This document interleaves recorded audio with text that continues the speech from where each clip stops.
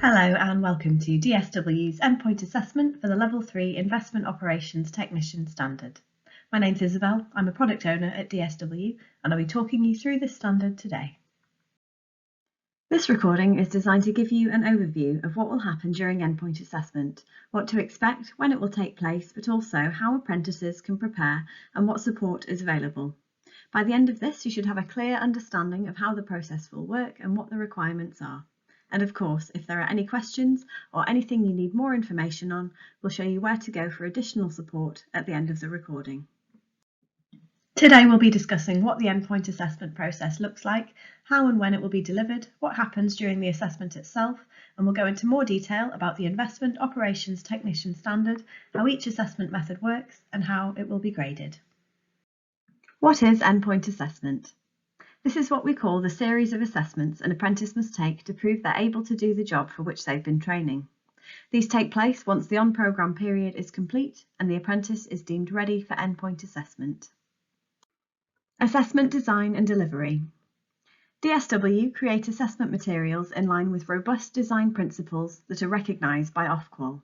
These principles are validity, reliability and comparability, manageability and minimising bias. This means you can be assured that our assessments are appropriate for the standard, that everyone will get the same experience, that the assessments will be consistent and fair, and that everyone will have a chance to succeed. When does endpoint assessment happen?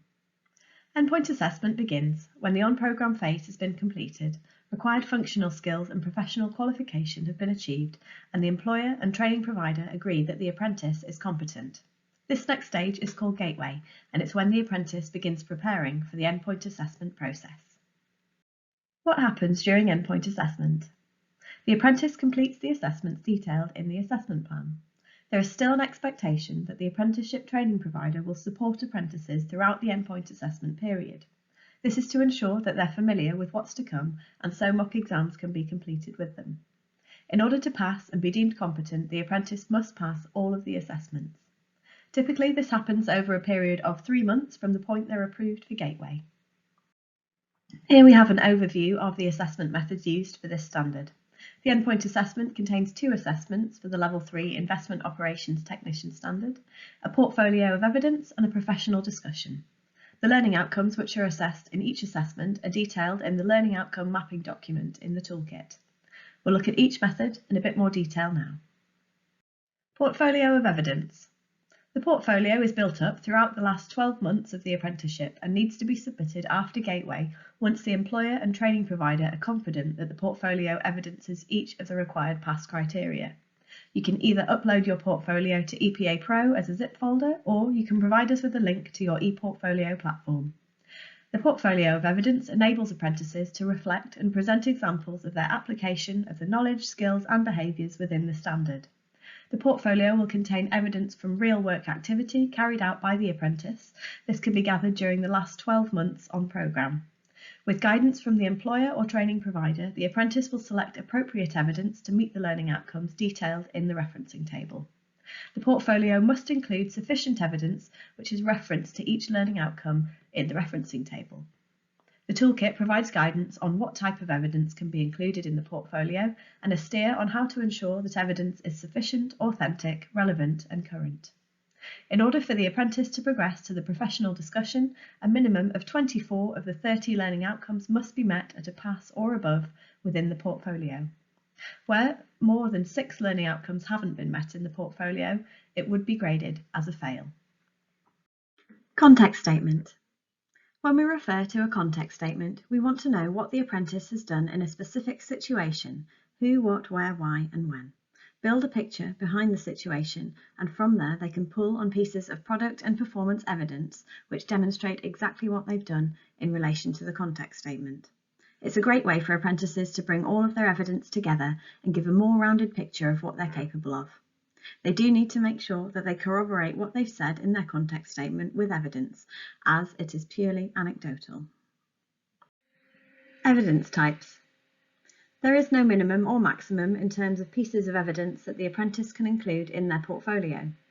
One piece of evidence could span several learning outcomes. You may also find that some learning outcomes require more than one piece of evidence in order to meet them in full.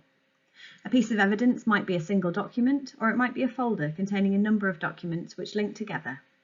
The most important thing is that the entire learning outcome is covered in full, using a blend of evidence which is sufficient, authentic, relevant and current. More information and guidance on providing evidence can be found in the toolkit.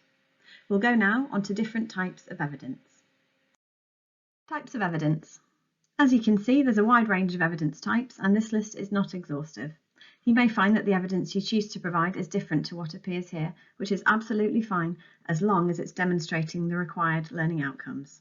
We do ask that videos and recordings are a maximum of 2 hours within the portfolio, and they will need to be time-stamped in the referencing table. Professional discussion. The professional discussion is a structured interview between the apprentice and independent assessor to establish the apprentice's understanding and application of the knowledge, skills and behaviours of the standard.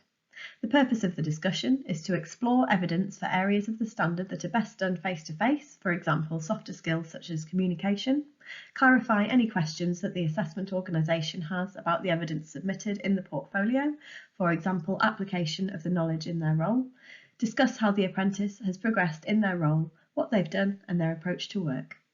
The professional discussion will be carried out remotely using video conferencing facilities and will last for 60 minutes.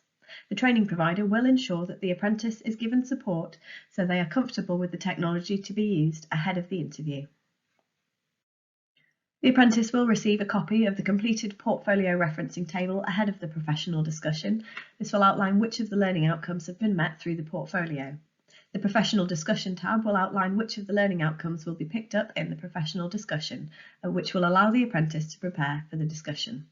The endpoint assessor will have prepared questions and discussion points for each of the 10 areas that are going to be explored in the professional discussion. In addition, the apprentice will also be questioned about their development and approach to work. The apprentice is able to bring notes to the professional discussion. Portfolio and discussion will be graded synoptically by the endpoint assessor based on the standard and grading criteria. Final judgment and the overall grade for the apprenticeship will be made by the endpoint assessor following completion of the professional discussion.